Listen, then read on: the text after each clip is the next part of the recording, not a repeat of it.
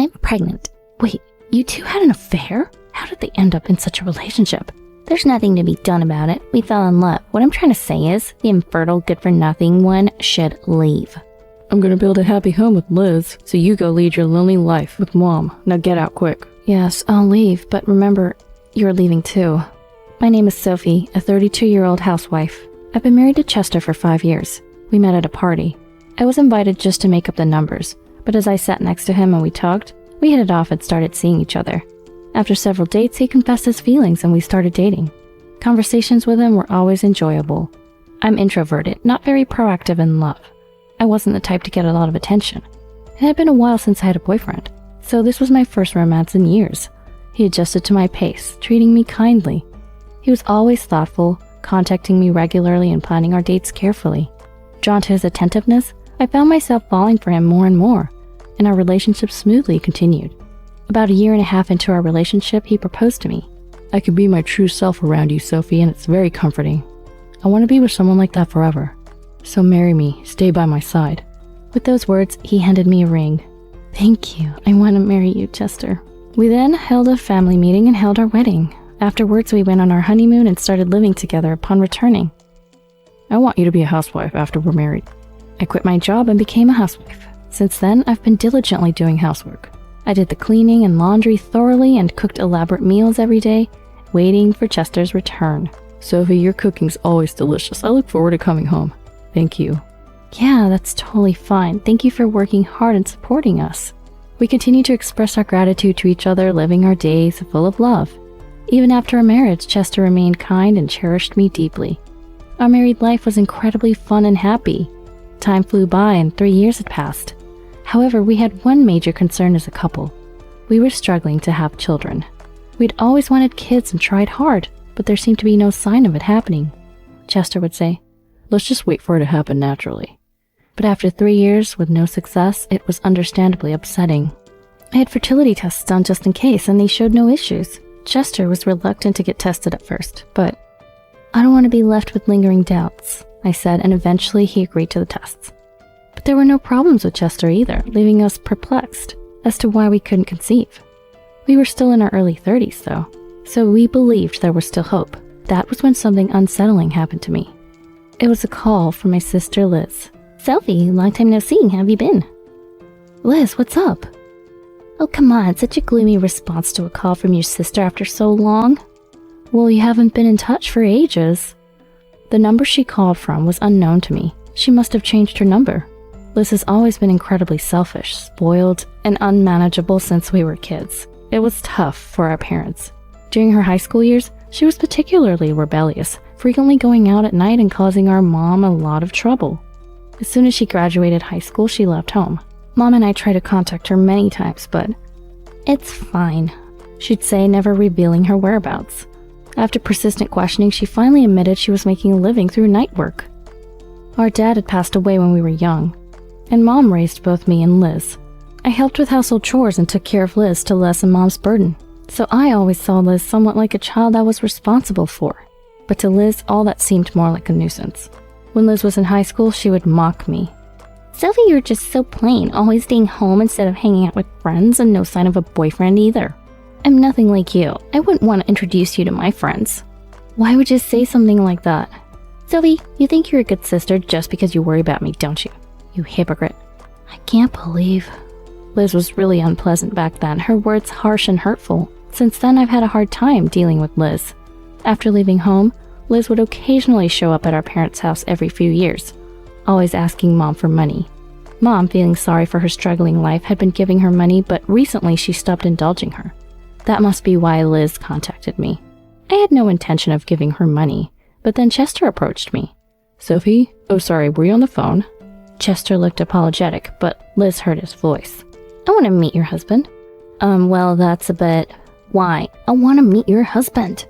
Liz was shouting like that. It seemed Chester could hear too. I forcibly hung up the phone. If you finally got in touch with Liz, why not meet her? Chester said. Refusing would make me look bad, so reluctantly I arranged for the three of us to meet. On the day of, Liz exclaimed, "Wow, this is your husband?" She looked at Chester with interest and bombarded him with questions. Chester answered each one politely, and surprisingly, they got along well. Though I didn't want much to do with Liz, I was happy to see Chester getting along with my family, but I never imagined that this would lead to such an incident. After that, Liz started visiting our house regularly. She no longer said awful things to me like before, but I was unsure when she might start asking for money or become rude again. In the midst of this, I heard that Mom had developed mobility issues and needed regular medical visits. I wanted to go back home for a while to see Mom and decide on future arrangements, but that meant I couldn't do the housework. Would Chester be okay with it? I hesitantly brought it up, and to my surprise, Chester readily agreed. Your mom needs you, right? It's okay. Really? Thank you. I quickly prepared and went to Mom. Her condition was worse than I expected. She obviously needed more than just medical visits. She required caregiving. Mom, probably out of consideration, hadn't mentioned it. I started thinking about possibly moving in together. I was contemplating how to discuss this with Chester. Amidst all this, something unimaginable happened. My father-in-law, Bert, suddenly fell ill and was hospitalized. Chester called me out of the blue and I rushed to the hospital. Bert had suffered a stroke and would be hospitalized for a while. While taking care of Mom, I also visited Bert in the hospital. Sophie, I feel bad for making you do all this. No, it's fine. Chester hardly comes to visit. What, really? Yeah, he seems distracted at work too. I wonder what's going on. Bert. I felt disillusioned with Chester after hearing this. Bert had been living alone since losing his wife, years ago. He must have been relying on his son. Yet why wasn't Chester visiting him? 3 months later, Bert's condition worsened, and he passed away. Throughout this time, Chester apparently never visited him. Chester claimed he was too busy with work. But was that really the case? Well, I had been with Mom for a long time, so I didn't really know how Chester had been spending his time. After Bert's funeral, I returned home to decide on the future. I was worried about Mom, so I wanted to live with her in her house, or in our house with Chester if possible. I planned to go home soon to discuss this. That's when Liz suddenly called me. Hello? Liz, what's up? I hadn't seen Liz in a while, and had no idea why she was calling. I need to talk to you. Talk? Yeah, I'm pregnant. What? Pregnant? Liz wasn't married. I didn't even know she was seeing someone. You've been seeing someone? Yeah, you'd be surprised to know who the dad is. Who is it? It's Chester. Chester? You mean... There's only one, your husband, Sophie. Wait, you two had an affair? Well, it just happened, but it was bound to, right? Liz was having an affair with my husband, Chester. How did they end up in such a relationship? Anyway, I'm more suitable for him than you. You can't have kids, and I'm prettier. If I had met him first, I would have been the one to marry him. What are you saying? Don't try to justify stealing him. You had an affair with my husband. It can be helped. We fell in love. What I'm trying to say is, the infertile, useless one should leave. Unbelievable. Liz had always looked down on me. This was the worst. I understand. I'll leave. With that, I hung up and decided to return home to start divorce proceedings with Chester. Oh, good, you're here. When I arrived home, Chester greeted me with a smile. You're the worst. Oh, sorry, but it's your fault. You couldn't have kids. The infertility is your responsibility. I haven't been diagnosed with infertility. It's just unfortunate that we haven't had children yet, right? Maybe the hospital made a mistake in your diagnosis? After all, I got Liz pregnant right away. Right, Liz? Chester said, and Liz approached, laughing. Sorry, I got pregnant so quickly, Liz said, rubbing her belly. Our child is definitely going to be beautiful. Yeah, in retrospect, it's good it wasn't with Sophie. I'll build a happy home with Liz. You go live a lonely life with your mom. Chester and Liz laughed heartily. All right, but I'll live happily with Mom. Could you sign the divorce papers while I pack? Sure. While I gathered my belongings, Chester and Liz cheerfully filled out the forms. Now we could finally be together. Yeah, we'll truly be husband and wife. I'm so happy. Let's celebrate with a trip. Great, let's go before your belly gets too big. Maybe we should go abroad. Yeah, like Paris or London. As Chester and Liz excitedly planned, I finished packing and approached them. Are you done signing them? Yeah, this is the end of our relationship. Now get out. Yes, I'll leave, but you're leaving too. What? What are you talking about? This is my house. Have you lost your mind? Shocked from the divorce, perhaps. Well, it can't be helped. Stop talking nonsense and just leave. Do you remember who owns this house? Me. No, it was your father, Bert. Huh? Oh, right, but he passed away last year, so it should have been inherited by me, right? Unfortunately, Bert didn't leave anything to you. What? Then who inherited it? Your uncle. My uncle? You didn't visit Bert in the hospital, right? He was disgusted with you. Maybe he even knew about the affair. He tried to reduce any inheritance left to you as much as possible. transferring most to your uncle while he was alive. So this house you're living in, it belongs to your uncle now. What? I could just ask my uncle to let us stay, right? Why would your uncle, Bert's brother, allow that when Bert himself didn't? The house is already on the market. What do you mean? Where will we live then? I don't care. Then we'll live at Mom's. Sophie, you go somewhere else. What are you saying? That's not acceptable. Mom cut ties with you. Besides, you did nothing for her when she was ill. I felt awkward returning. If you really cared about a parent, you'd visit regardless, or at least contact them, right? You clearly don't care about Mom. You just want a place to stay. That's not true. Well, Mom said she doesn't want to see your face anymore. What? Alright, please leave quickly. I said that and left the house. Chester and Liz were frozen with pale faces. After that, I submitted the divorce papers to the courthouse and returned to my parents' house. Then I hired a lawyer and demanded compensation from Chester and Liz.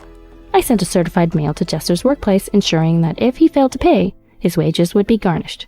This way, I was sure to receive the compensation. I moved to a new house with Mom. Our family home had many steps, and the stairs to the second floor were steep, making it hard for Mom to live there. So we decided to move to a handicap-friendly apartment. I anticipated that Liz and Chester might suddenly come and try to take over the family home. Therefore, I had the house razed to the ground in advance and turned it into a parking lot. We decided to use the income from the parking lot to supplement our living expenses. The new house was incredibly comfortable, and Mom seemed to be living more easily. The rooms were spacious, and with minimal furniture, it seemed suitable for wheelchair living. Also, I successfully found a job. Now I'm happily working and earning a good income. With the parking lot income, we're living quite comfortably. I was spending peaceful and calm days with Mom, but then Liz suddenly called. What the heck? Why is our family home turned into a parking lot? Oh, you went to the house? I thought you'd eventually come crawling back to our family home in desperation. So, Mom and I took care of it in advance. If the house was still there, you would definitely come, but now, there's nothing you can do. What?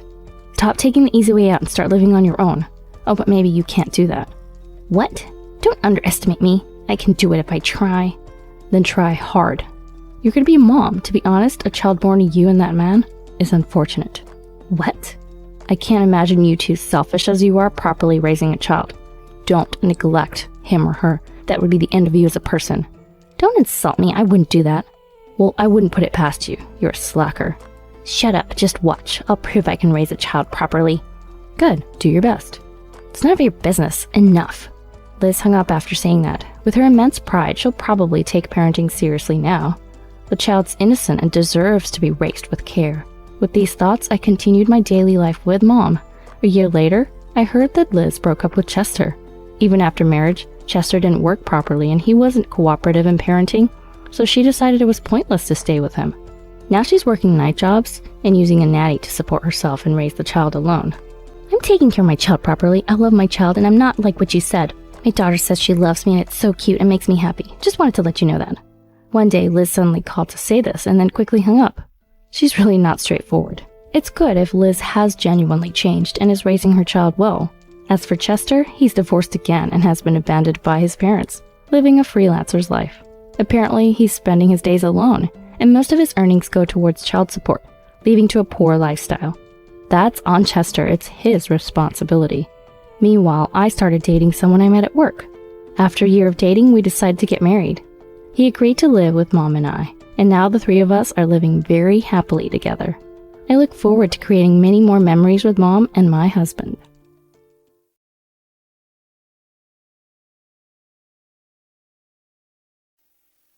This is your punishment for ordering me around, LOL. On a deserted beach in the middle of the night, I was left behind by Tom. His car, which abandoned me, zoomed away at a breakneck speed. Having received a sudden call that my mother collapsed late at night, I was on my way to the hospital, relying on Tom. But now, I have been abruptly left behind.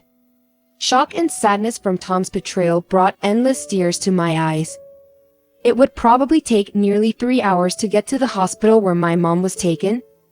Drenched with tears and sweat, I started to walk single-mindedly. Why must I endure this kind of treatment? Memories of the days spent with Tom come to mind, but while walking, I noticed that I gradually regained my composure. At the same time, the sadness of being betrayed turned into anger.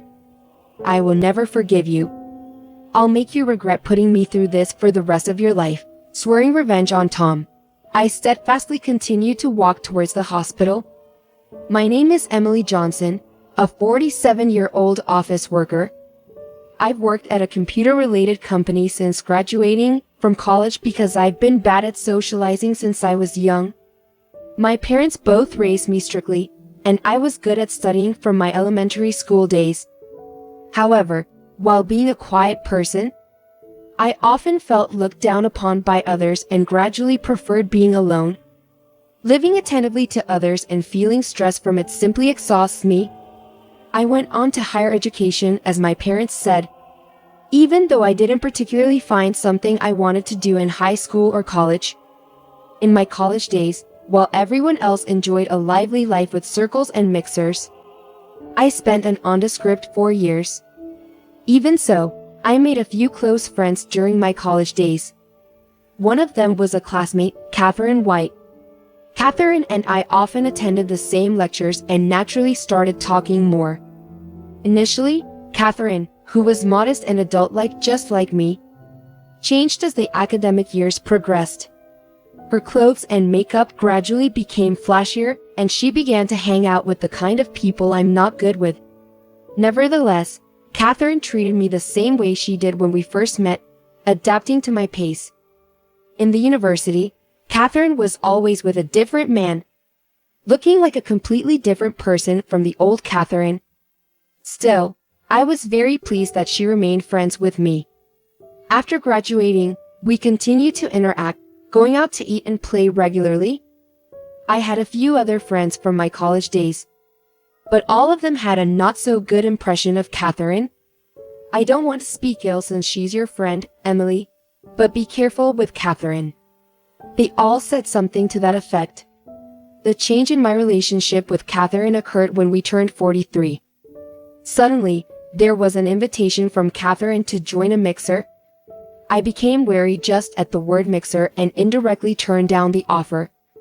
But surprisingly, Catherine was still single and was thinking of getting married. So she was organizing a mixer. I have no experience with men at this age, and I couldn't even think about dating someone now. The name mixer at this age. I can't. While I said that, mingling laughter, Catherine responded with a serious expression. I also want to start considering my partner seriously. There won't be flippant people like before, so don't worry. Perhaps because she knew I had watched her relationships with men for many years, Catherine emphasized serious encounters. Overwhelmed by her passion, I accepted Catherine's invitation. But I don't know if it will lead to a relationship. There's no guarantee I'll get along with someone. I was worried about embarrassing Catherine, the organizer, but she was delighted with my participation. A few days later, the promised day arrived. Dressed unusually stylish for this day, I arrived at the meeting place 30 minutes before the appointed time. Despite being puzzled by the crowd, I waited for the time to come when a man approached and spoke to me. "Excuse me. Are you attending Miss White's dinner party?" The man who spoke was petite and boyish looking, easily mistaken for someone in his 20s at first glance. I learned that he had decided to attend through a connection of friends with Catherine. He introduced himself as Tom Johnson and was only 2 years younger than me. His hair was dyed a bright color and gave off a slightly flirtatious impression, but sincerity could be sensed in his manner of speaking. I felt a strange familiarity with Tom, who laughed that he had arrived early because he was nervous. After a while, the members gathered, and the dinner party began. Although I spoke with other men, my eyes were following only Tom. "Emily, you like Mr. Johnson, don't you?" Catherine, who went to the bathroom at the same time, said this while touching up her makeup. Afterwards, with Catherine acting as a go-between, I exchanged contact information with Tom. I wondered if I was the only one getting carried away and being a bother. But Tom readily agreed, saying, "Let's go for a meal again." Catherine seemed very disappointed that she didn't find a compatible man at this matchmaking event. I apologized many times for being the only one who had luck, but she smiled and sent me off, saying, "Why are you apologizing?" After that, I went out for meals with Tom several times, and we began dating. Being inexperienced with men at this age feels somewhat heavy, doesn't it? Although I said this many times, Tom would kindly embrace me. About 3 years later, at the age of 46, I was proposed to by Tom and we got married. I still can't believe I got married and am living a fluffy life. Tom worked in sales at a major cosmetics company, but considering our ages, we gave up on having children. I continued to work and supported Tom's life while working. However, about half a year after starting our married life, changes began to appear in Tom's behavior. The once kind Tom began to verbally abuse me. "Then you're so damn annoying. Why do I have to be considerate to you?" Tom, who kicked the garbage bin and chair in the room while saying this, calmed down after a while and apologized while crying.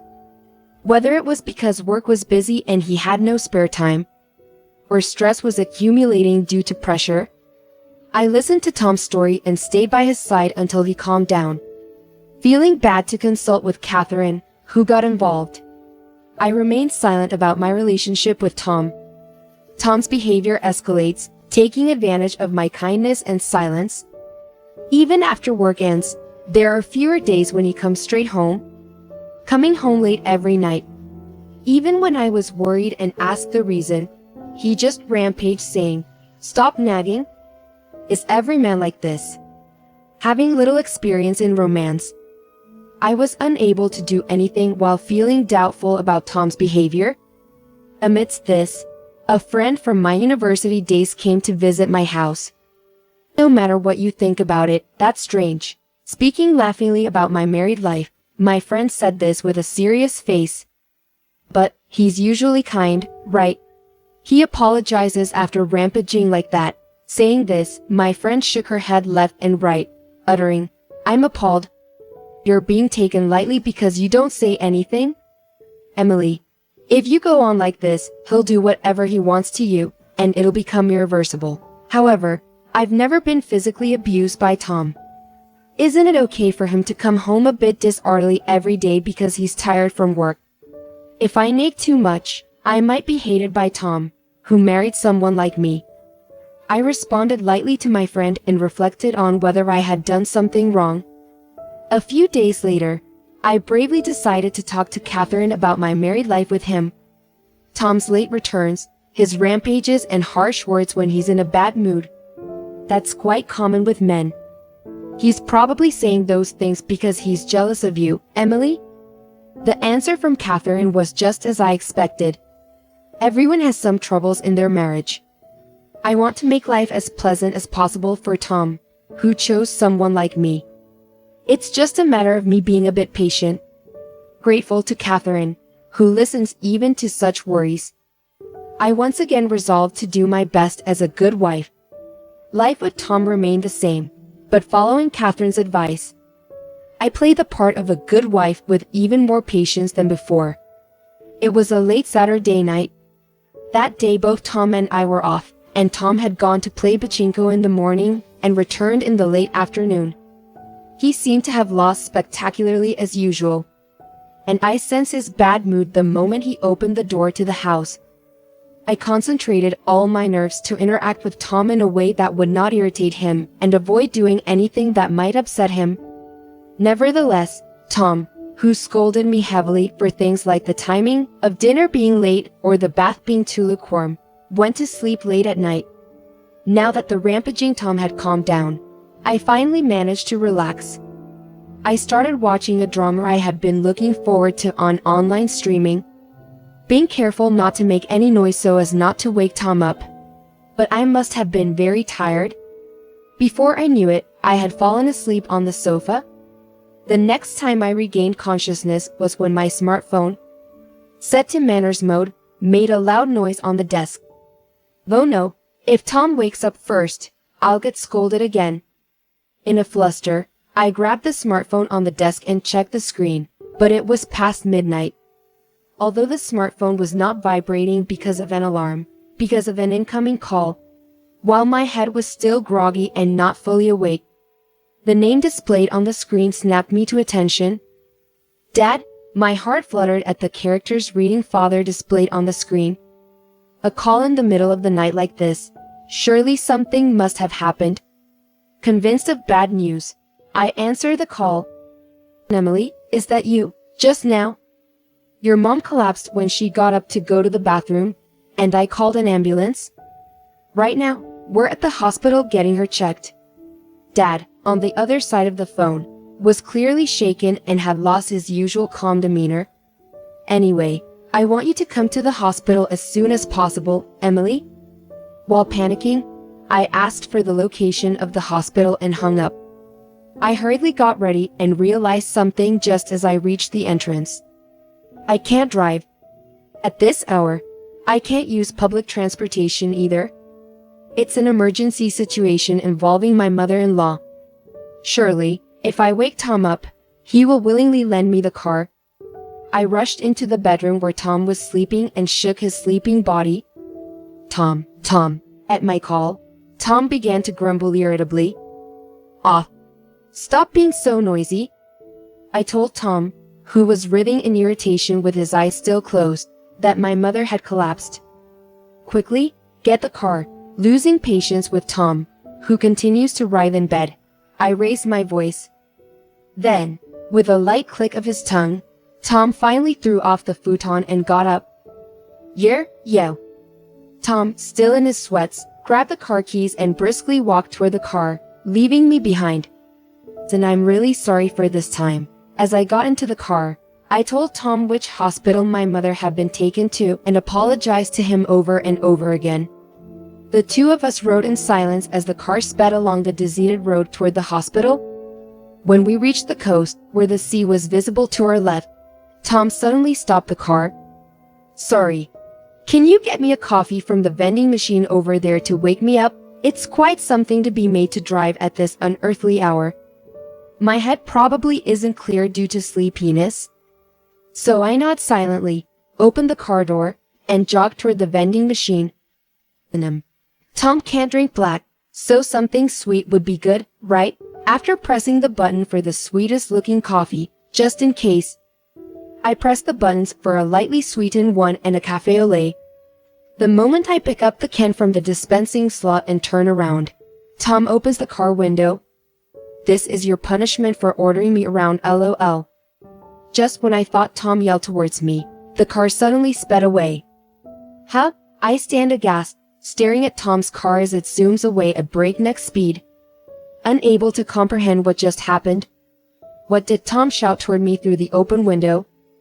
Punishment for ordering him around, as I stand in front of the vending machine holding the canned coffee. Night bugs drawn to the machine's light collide with me. It took a while before the meaning of Tom's words and the reality of my situation began to sink in. Were those words really meant for me? Was it some kind of joke? However, gradually recalling my mother's emergency, I almost unconsciously started walking along the coastline. While being blown by the tepid sea breeze, I just keep walking along the deserted beach. Walking helps my panicking mind slowly regain calmness. I was left behind by Tom. He lied about wanting coffee just to get me out of the car, didn't he? He left me here on purpose, with complete malice. Even though I've always loved Tom and trusted him since we met, does Tom not love me? That can't be. Usually after he yells at me, he apologizes kindly and he nags because he cares about me. I seem to have put on my sneakers barefoot in my haste. My bare feet, rubbed by the shoes, begin to throb painfully. Between the pain in my feet and betrayal from Tom, tears uncontrollably begin to spill from my eyes. Why?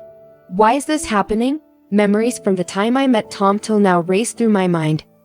Although worried about my mother, the sorrow of being betrayed by my first love was overwhelming. Letting tears flow incessantly from my eyes, I still continue to walk resolutely. It's only now that I realize I left even my smartphone in the car. My husband has left me, his wife, alone in a deserted place in the middle of the night, unable to call for help. If he loved me, he should have hurriedly come to rescue me. If he comes back now, says sorry, and embraces me, I would forgive everything. although he should have noticed the smartphone on the seat by now. There's no sign of his car returning. With my messed up head and face, I proceed along the seemingly eternal road. It was unclear how much time had passed. But when the sensation in my legs finally gave way to fatigue, the hospital finally came into view. Upon entering the premises, I sought out the after-hours entrance and gave my mother's name. Due to the long walk, my legs were in severe pain. My name is Barbara Karen. The security guard, after hearing my mother's name, called somewhere, and then kindly opened the inner door for me. Although I was bewildered after passing through the door, soon, the tapping of approaching footsteps could be heard from the opposite direction. "Are you Miss Barbara's daughter?" The nurse who appeared around the corner confirmed my name and took me to the waiting room where my father was.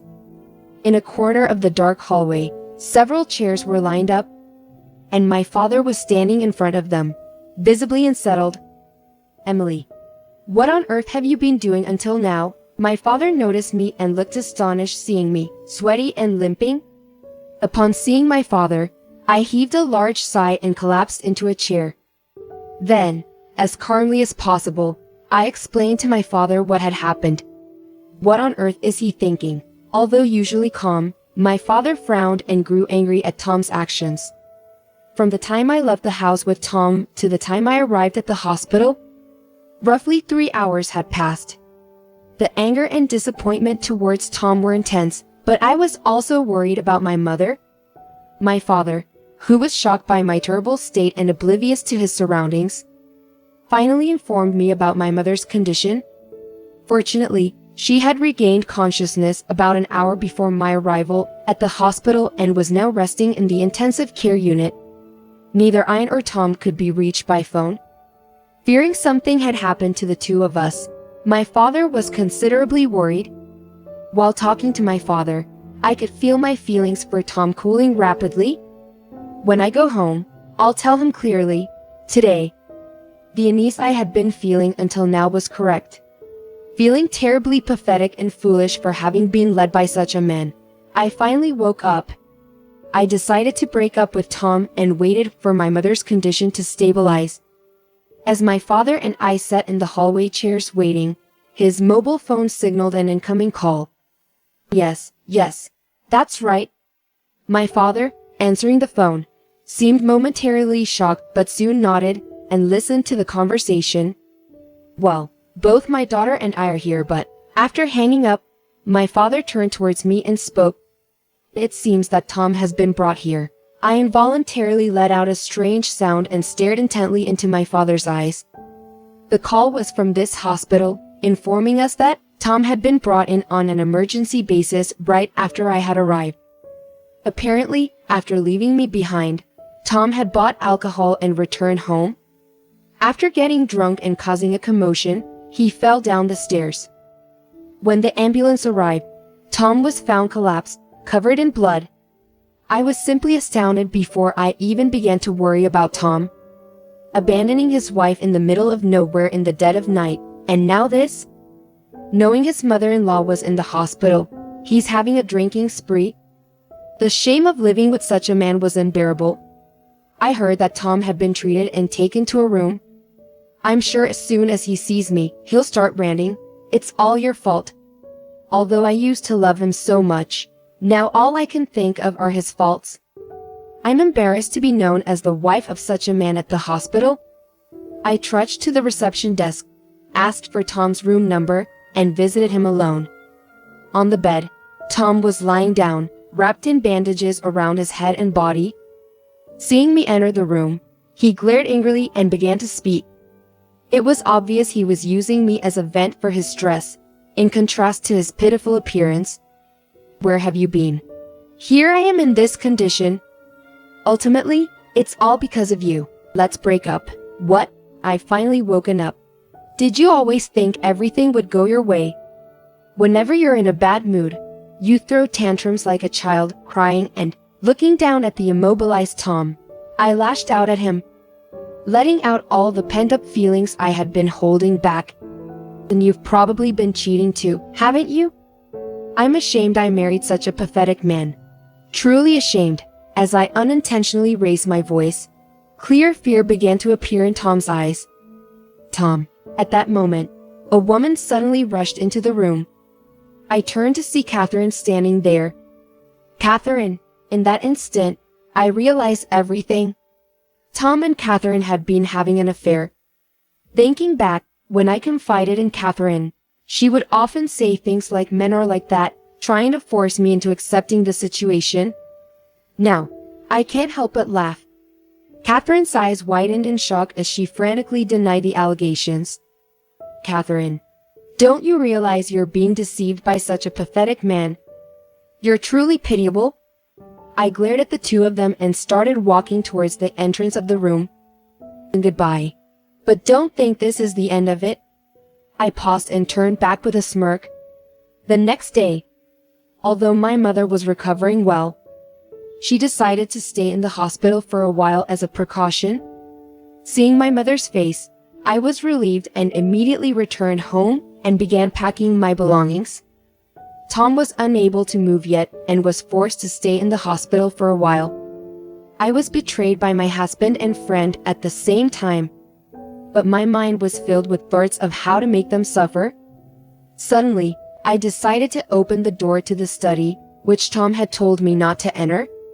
He must have let his guard down, thinking I was an obedient wife and wouldn't dare disobey his orders. On the desk in the study, there was a photo sticker of Catherine. Hugging him tightly, was carelessly placed. Really, it's all just pathetic. I captured them with my smartphone camera and left the house we had lived in together.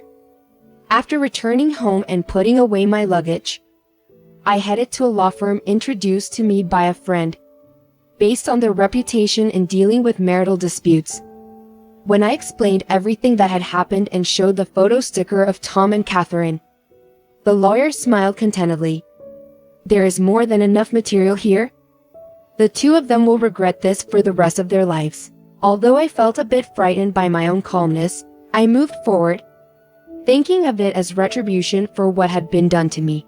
The next day, early in the morning, I received a call from Tom. What the hell did you do? I get fired from my company. I could visualize Tom, crying and screaming on the other end of the phone.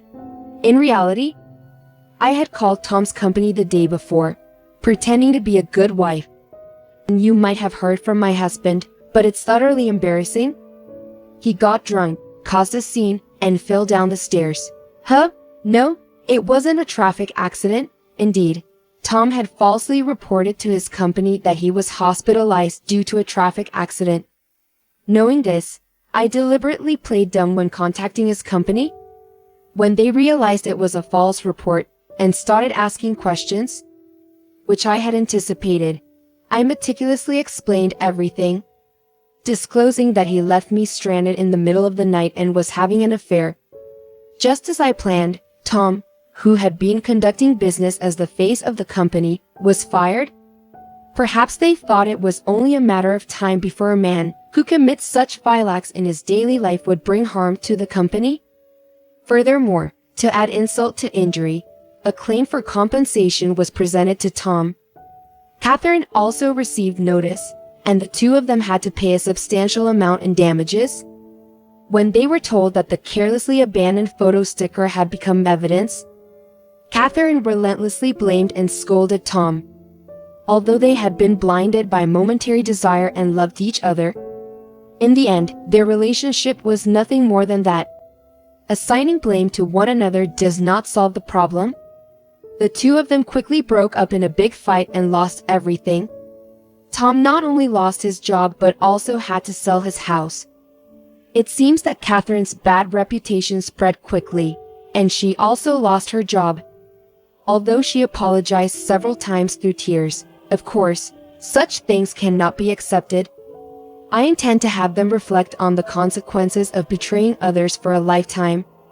Having officially finalized my divorce with Tom, I was once again single. Life, which had continued for several years, returned to the quiet daily routine of before. As if it had all been a lie, I took a considerable amount in damages from the two of them and took a break for a while. also taking care of my mother? In such situations, people might go on a heart-healing journey, right?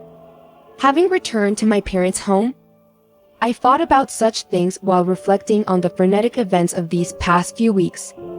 During this time, my mother made a smooth recovery and was able to return home for her recuperation.